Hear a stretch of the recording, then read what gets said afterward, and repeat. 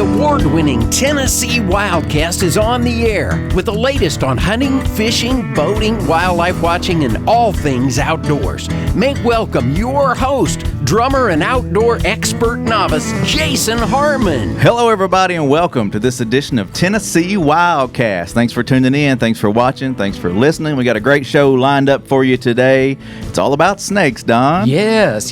Got some experts in the room, so I'm definitely not one. So I'm glad they are here today. Well, you heard the intro. I'm not the expert either, so that's why we bring in the folks that know.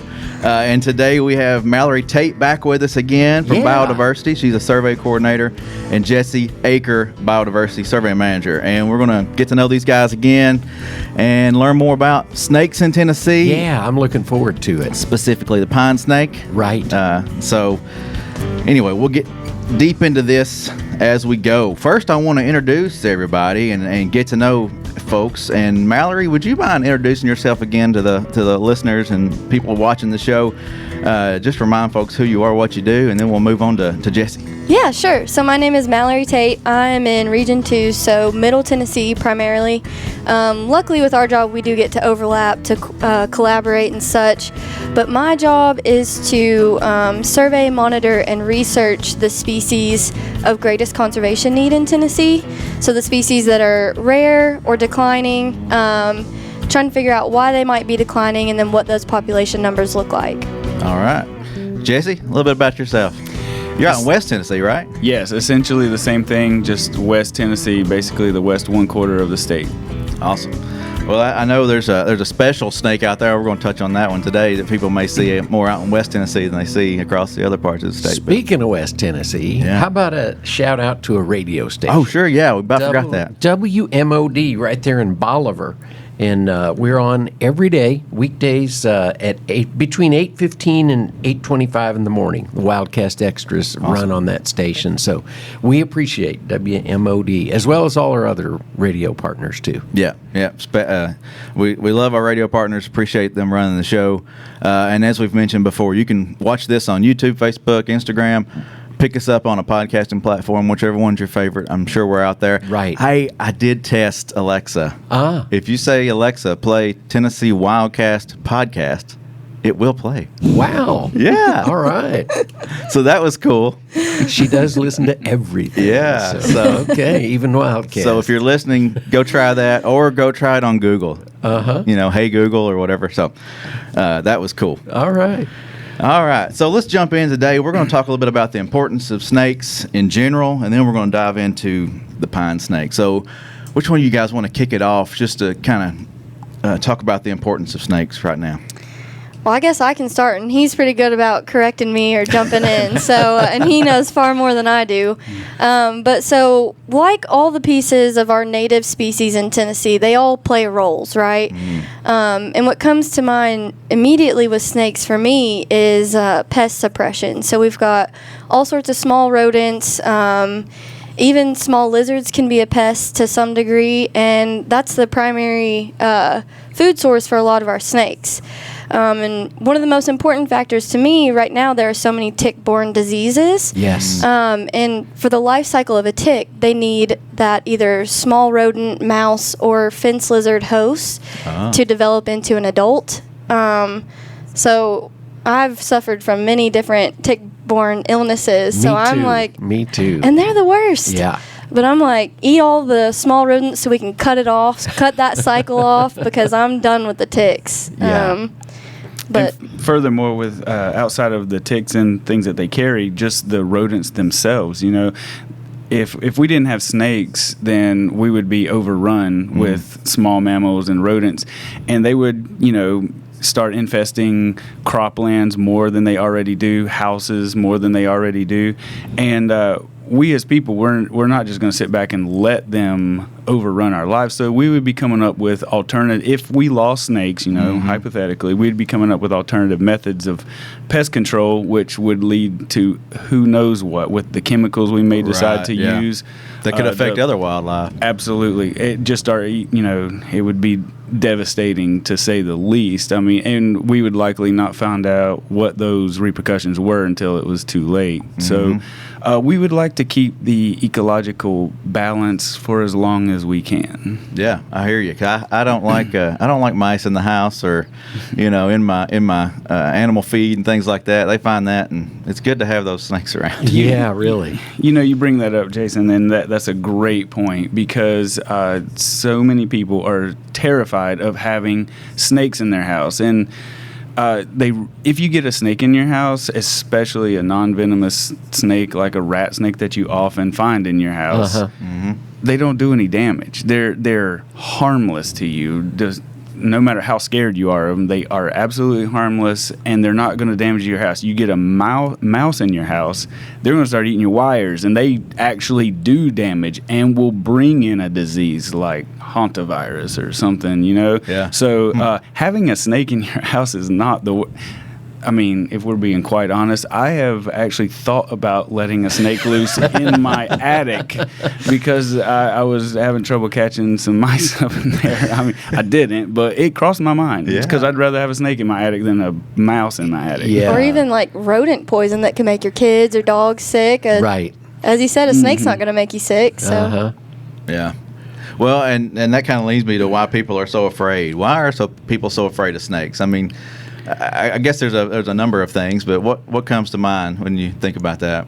It is ingrained in it's passed down through generations to be afraid, and is ingrained in our beliefs, in it even goes back to somewhat religious, I mean, the devil came incarnate as a snake, but just it's told to them by generation after generation that they should be, and it's on no foundation whatsoever. Right. There's, so few fatalities from a snake bite, especially in America. I saw a statistic when I was looking up some of this stuff yesterday as like out of, I think it's, I can't remember how many hundreds of thousands of snake bites a year. There's like 12 to 15 in America. Wow. And, that's not just saying Tennessee is like obviously fewer than that. So Sure. Well, most snakes are afraid of you normally, right? And they're going to go the other way most of the time, right? Oh, yeah. I mean, I think some of it is also just the nature of a snake. We're not used to having slimy, slithery things and thinking of them as, our warm, cuddly lap animals. Right. And I think a lot of it is that people, they have this ingrained fear, so they don't spend time to just watch how cool they are. Their immediate reaction is to either, unfortunately, kill it, run, or scare it off, which is honestly, to me, the most beneficial option. Just scare it off without trying to touch it. But, yeah, I think primarily if you're not comfortable watching a snake do its thing, then get the garden hose and spray it off. But yeah, most snakes are going to run from you as soon as they're aware of you. There are a couple species that we have in Tennessee that will depend on their camouflage. So they'll kind of hunker down and just stay really still. Yeah. Hope that you don't see them. And then, of course, they have other defensive mechanisms. But first response for most of our Tennessee snakes is going to be to flee.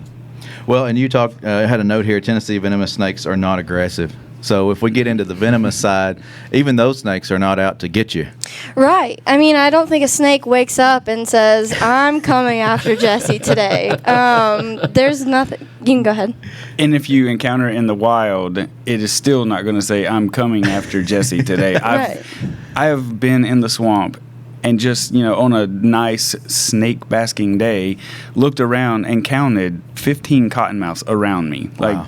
And they're all just doing, I never felt threatened. I mean, I'm not scared of them at all, but not one of them chased me, despite how fervently that will be argued. Urban legend, yeah.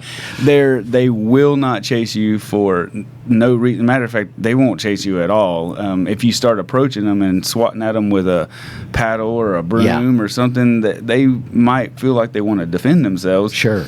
And I found just being around them, the smaller snakes, the more juvenile snakes, tend to be a little bit more defensive. I don't want to say aggressive, but like if I like to compare it to a feral kitten or a cat. Okay. If you come across one in your barn, I mean, it puffs up and hisses and, it throws a fit, and most people think that's cute. But it's defending itself, you know, and it's, like walking with its, hunched over and everything. Like that hocus pocus cat. Yeah. Well, I mean, that snake is doing the exact same thing. It doesn't want you to kill it, but people are afraid of snakes and they think that's a threat. It just builds on, yeah. I think if you can take a second to squelch your own fears when you come across a snake and not jump to your instant intuition or reaction to try and like scare it off or kill it or hurt it, then you'll see that you're not going to get that defensive reaction. Right. Which is, of course, there's statistics out there. NC State did a quick survey. 80% of venomous snake bites come from people trying to kill the snake. And I mean, I think it's common sense because we know snake behavior, but the only way to increase your chances of being bitten by a venomous snake is to approach and try and kill that venomous snake. Yeah. So. Well, I will say I had in a rocky county in Middle Tennessee, I had a rattlesnake on my farm, and I just let it be, and it would come out on the rocks and go back into the shed and come back out. I saw it 2 or 3 times that summer. Hadn't seen it since, but beautiful snake. They're gorgeous, and I think it's part of that suppressing your fear, which is hard. I mean, it's hard. It's just like me personally, when I first see a snake out, and I'm not expecting it, it takes me aback. It's like, oh, there's a snake there. Right. and then you sort of assess the situation and kind of move on from there. But you're like, oh, there's a snake But there. that initial notification when you see that snake and your brain registers, wow, it's a little jolting. Yeah. I'll say I'm not quite the snake expert that I think Jesse is. He won't call himself that, but I'll call him that. If I'm walking through the woods working and I look down and I've just stepped over a timber rattlesnake, even I still will be like, oh, geez. Right. Yeah. But then I'll just step away and just watch it do its thing, and I could harp on this for hours. Well, I pulled up a few pictures you brought with you to show folks. If you're watching, tune into this show and check these out. But let's go through these real fast. And these are the venomous snakes of Tennessee. And then we're going to get to the pine snake, which is why we are here. So whoever wants to take charge here. But this is a cottonmouth, right? Yeah, good job. So an easy way to identify this one, and Jesse, please chip in because, again, he knows far more.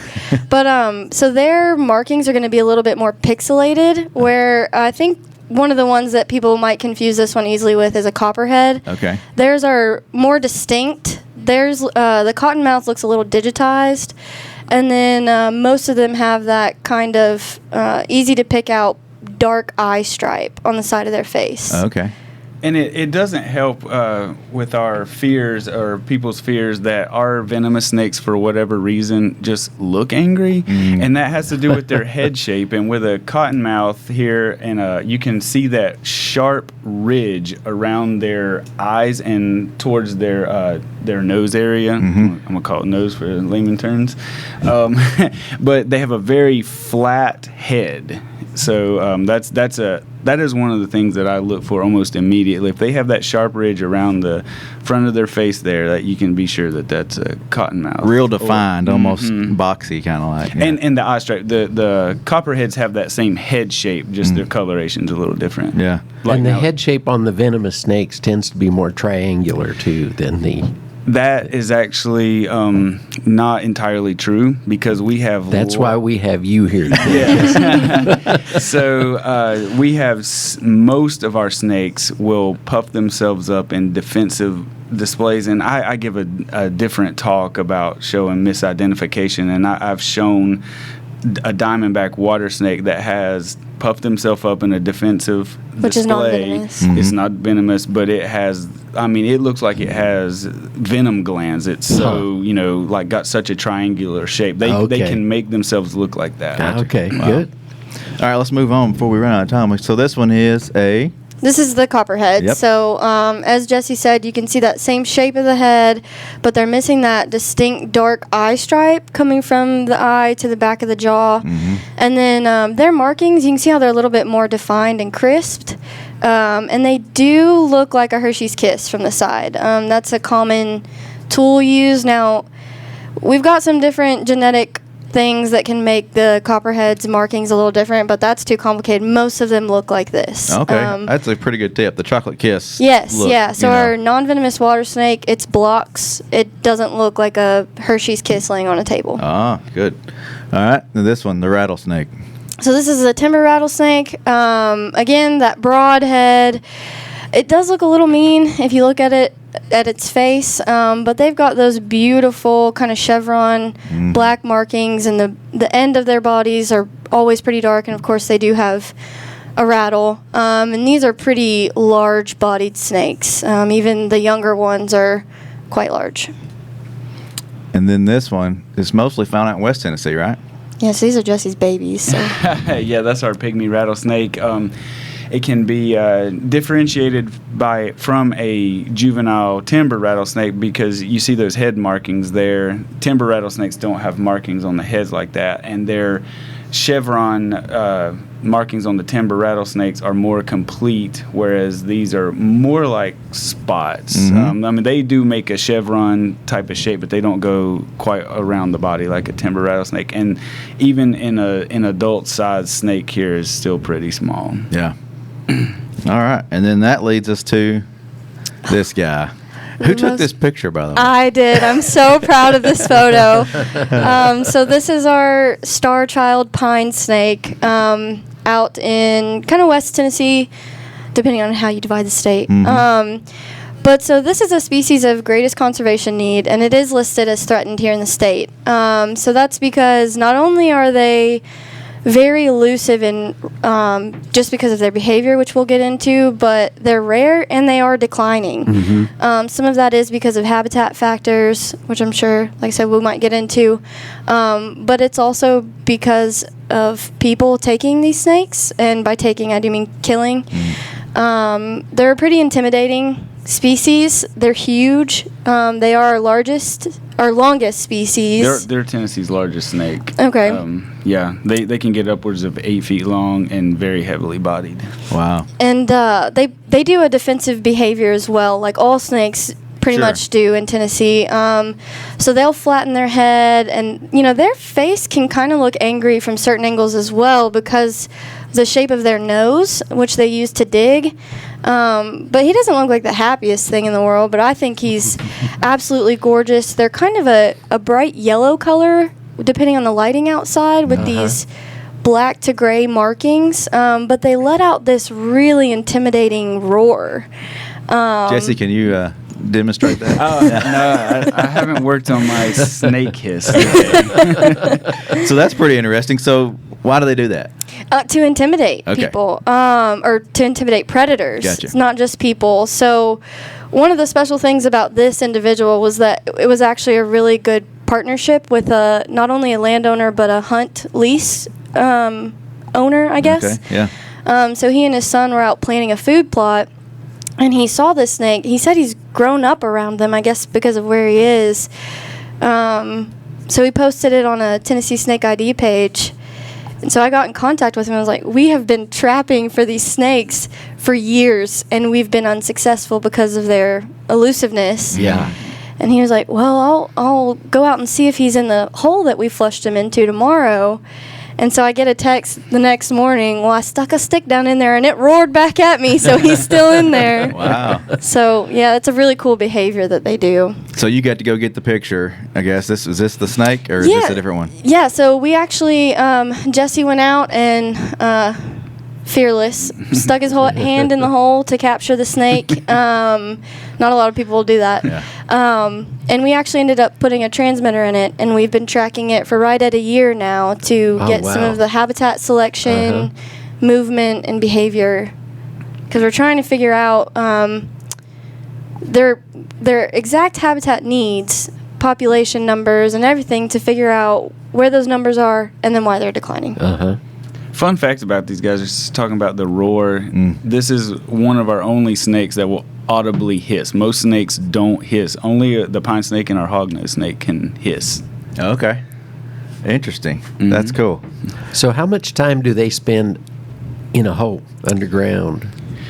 Yeah. Why are they so hard to find? Yeah. Because they are fossorial, and that means they spend most of their time underground in mammal burrows, rotted root channels, stumps.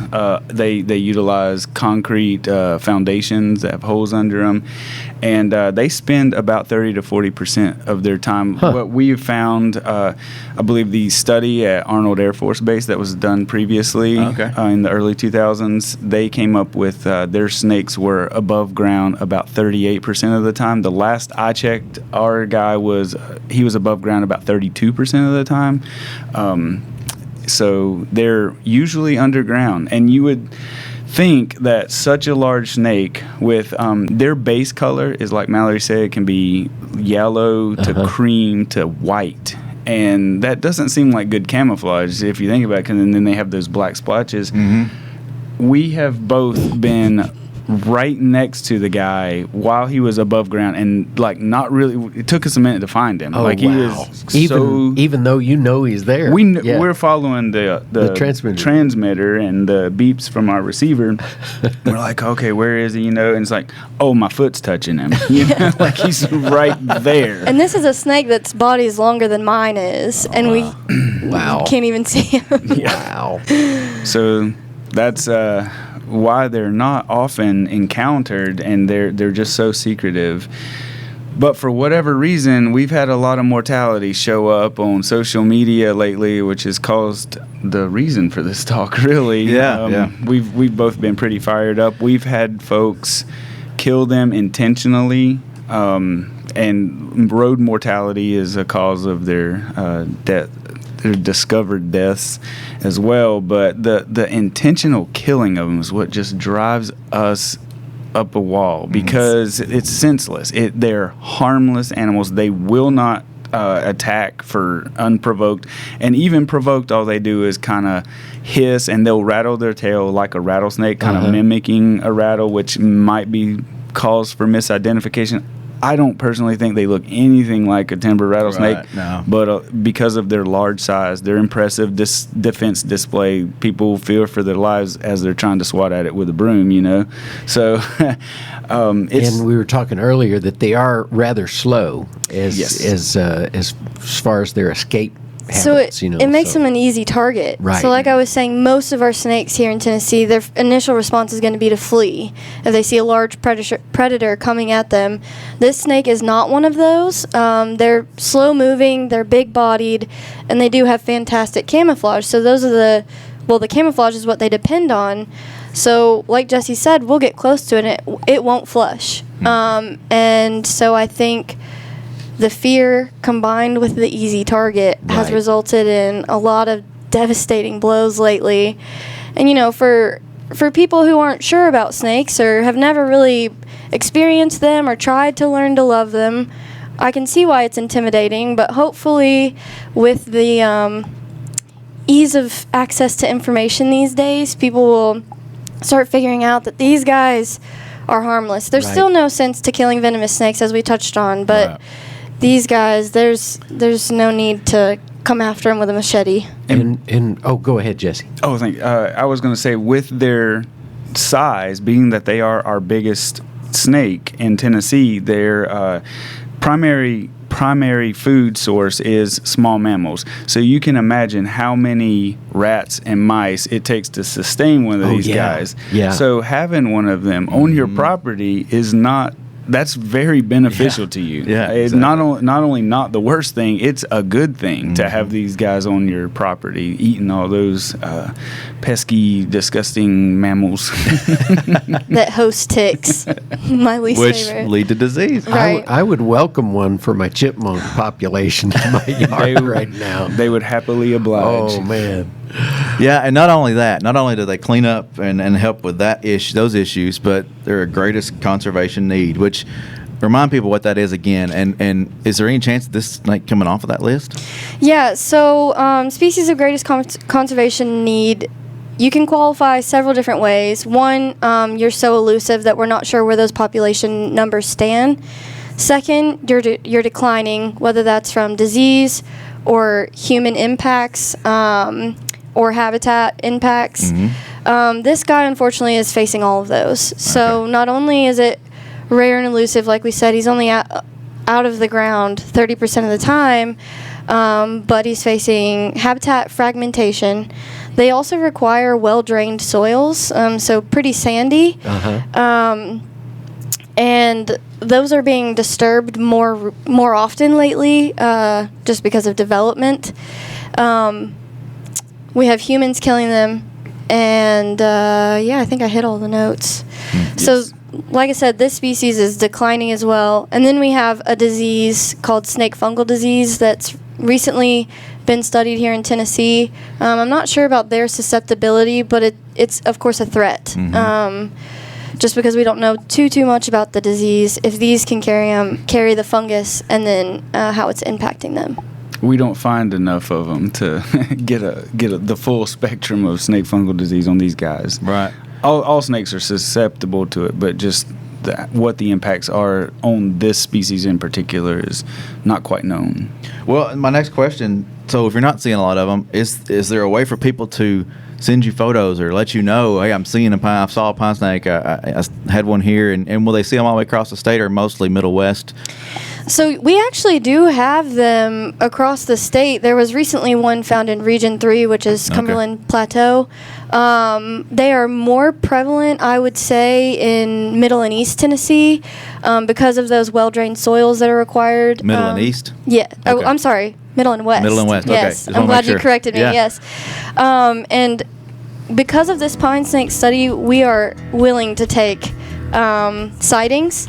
So they can email any of the regional offices, and those will go to the biodiversity staff. But And to take it one step further, if you are a landowner willing to participate in this study, please reach out to us via social media or some sort. And we would like to get more transmitters in these animals, and so we can understand them better. Awesome. Yeah. we'll come teach you about them, so you're not scared of them. That's cool. Yeah. I mean, if I find one at my house, I'll be calling you. So hey, I don't know that we've said it yet, but let's remind everybody it is illegal to kill a snake in Tennessee. It is. Okay, that's, just keep that in mind. Hey, we should have put that at the front, shouldn't we? Yeah, all right. So, yes, that's a good reminder. The whole reason we did this show today was to remind people of that, and also, this guy's special. This snake is special, so let us know about him if you see him. Contact us on social media. Email us at ask.twra@tn.gov. It's another way to get a hold of us. Email a region office, call a regional office. And thank you guys for the great work you do. Thank you. Thank you. Yes, We're thank lucky you to guys. have our jobs. Very. Yeah, it's a fun place to work. It's a fun working with wildlife is just so cool. So can't get any better than this. Thank you guys for coming out. This is Tennessee Wildcast. Thank you all for listening and watching, and we'll see you next time. Thanks for tuning in. Stay connected with TWRA by visiting our website at tnwildlife.org and follow us on Facebook, Twitter, and Instagram. Hey, it's all about Tennessee wildlife. It's what we do. Tennessee Wildcast will be on the air again next week. We'll see you then.